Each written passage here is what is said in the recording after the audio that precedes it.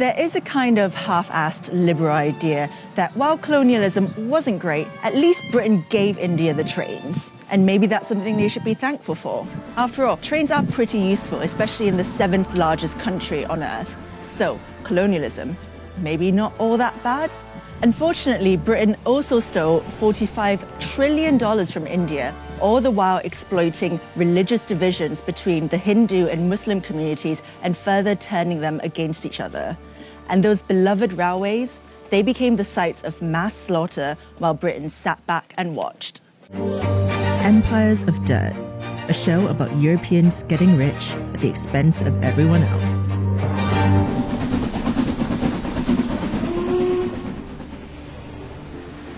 Britain first got involved in India through the East India Company, which had its headquarters right here on Leadenhall Street.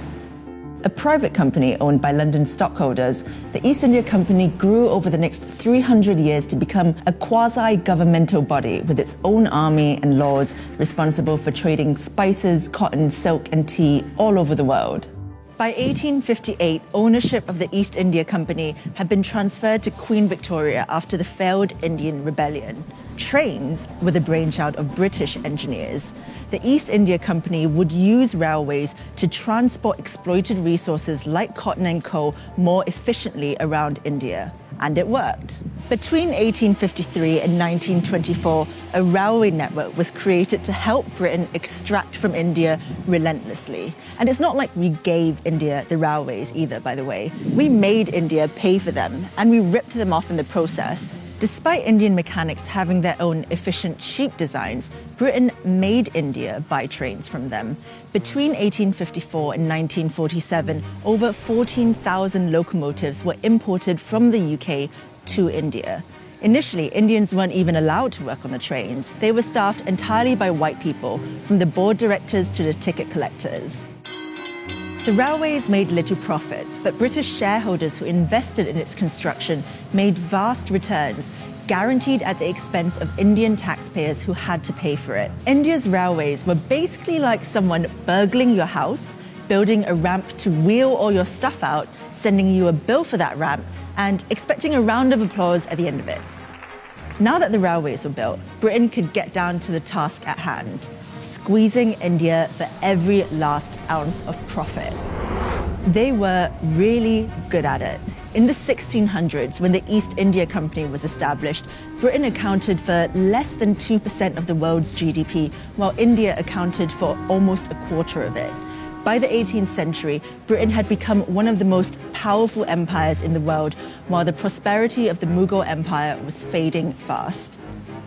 Britain relentlessly squeezed India for every last bit of resource for its own uses. In 1943, up to 4 million Bengalis starved to death, partly because their food was diverted towards British soldiers during World War II. Winston Churchill said the famine was their own fault for breeding like rabbits.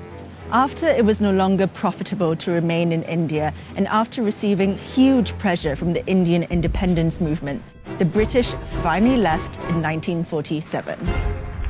Before they went, they split the country into two: Hindu-majority India and Muslim-majority Pakistan, in an act that became known as partition.